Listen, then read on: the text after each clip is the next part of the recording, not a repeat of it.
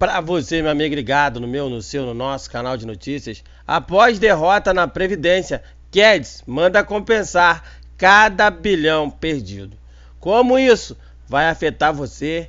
Qual é o pensamento do ministro Paulo Guedes e o que vem por aí? Você confere agora no canal de notícias. Antes, nós vamos trazer um resumo para você dessa matéria que saiu ontem no site Economia UOL. Primeiro, o Senado reduziu o impacto da primeira, no caso da reforma do primeiro turno da votação da proposta. Guedes quer que bilhões perdidos sejam compensados no Pacto Federativo. O projeto reúne medidas para descentralizar recursos em favor de estados e municípios. Um grupo de senadores ameaça travar a votação da proposta em segundo turno. Davi Alcolumbre admitiu que a próxima votação da reforma poderá atrasar.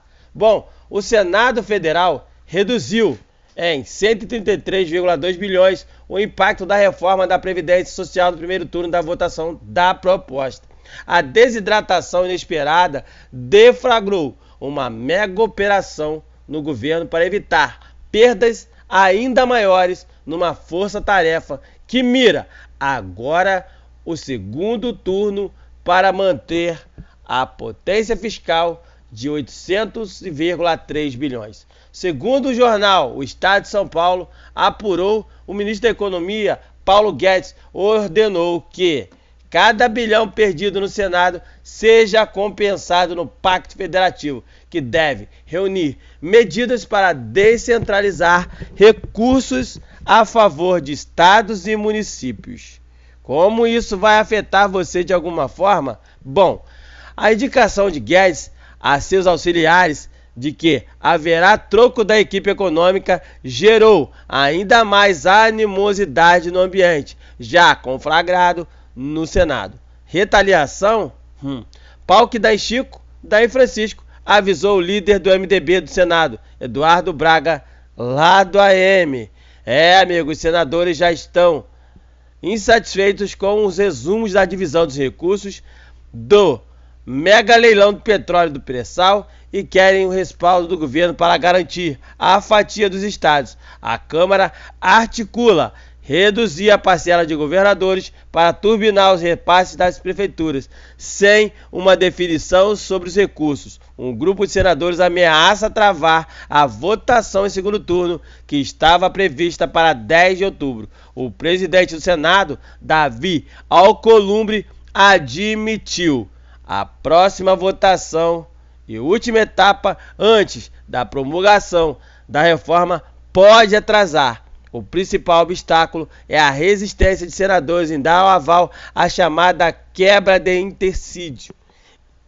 Meu amigo, que permite a votação antes do intervalo de 5 sessões exigidos pelo regimento. O pano de fundo, porém, é a disputa pelos recursos do leilão do pré-sal. Alcolumbre disse que ainda busca um entendimento, mas reconheceu que a votação pode ficar para a semana que vem ou, no caso, para a semana que vai do dia 14 ao dia 18 de outubro. Acaba saindo um pouco do calendário da primeira quinzena de outubro, passando a próxima semana. No Congresso, a avaliação nos bastidores é que o governo perdeu o controle da situação e colaborou para a postura dos senadores ao incentivar o discurso de menos Brasília e mais Brasil. A desidratação substancial do texto da reforma foi só um dos sintomas desse quadro. Como você viu, o plenário impôs na última noite da terça-feira uma derrota significativa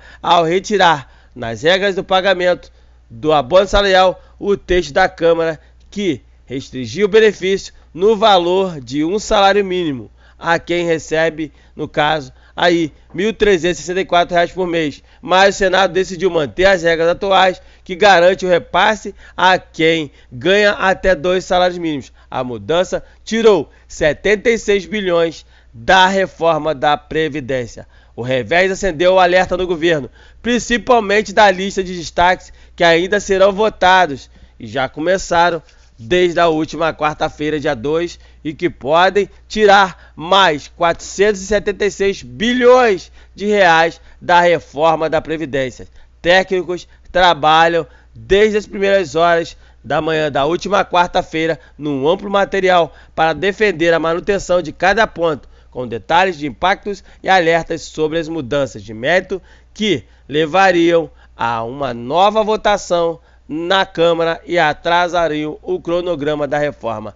Já os articuladores políticos do governo se reuniram com lideranças Senado para tirar a temperatura e decidir se havia clima para seguir com a votação ou se era mais apropriado esperar alguns dias até o governo se reorganizar na sua base. Na negociação, o governo partiu para o voto, mas decidiu também reforçar outra frente de negociação, a de convencer lideranças e seus destaques que poderiam mudar a proposta da reforma significativamente. A estratégia teve uma razão. O governo corria sério risco de não conseguir os 49 votos necessários em alguns destaques. As votações apertadas davam alerta. Na primeira delas, o placar ficou em 54-18, apenas 5 votos a mais do que o necessário.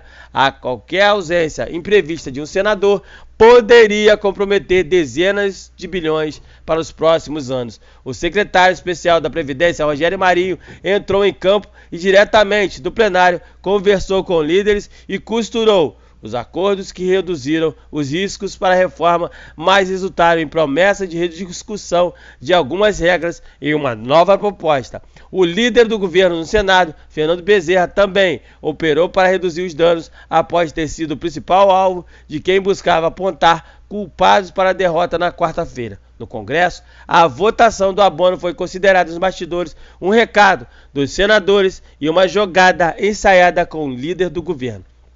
A avaliação é que um negociador experiente como Bezerra não poderia ter aceitado aquele destaque fosse votado em momento de que o quórum menor no plenário. Além disso, Bezerra já havia manifestado preocupação do governo com a chance dessa mudança ser aprovada. A própria senadora Elise Gama, autora do destaque, agradeceu na quarta Bezerra pela votação. Eu gostaria aqui, senador Fernando Bezerra, que é líder do governo, de agradecer a Vossa Excelência, inclusive pelas concessões que deu em relação a de não ter uma pressão e a gente ter a garantia do abono salarial. A informação saiu no jornal Estado de São Paulo e você já pode ver aí que, dependendo da situação, a reforma da Previdência já começa a ter um baque entre os líderes e liderados do governo de Jair Bolsonaro.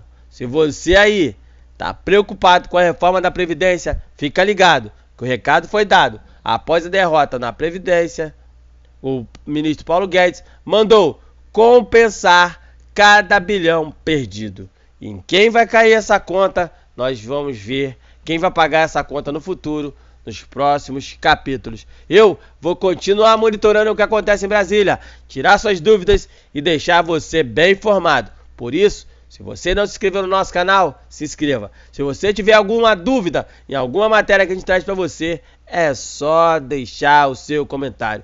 E não deixe de compartilhar com seus amigos nossas matérias, nossos conteúdos, porque de alguma forma a gente pode ajudar alguém, esclarecer e tirar dúvidas. Um abraço a todos, fiquem todos com Deus e até a nossa próxima matéria no canal de notícias. Vem junto!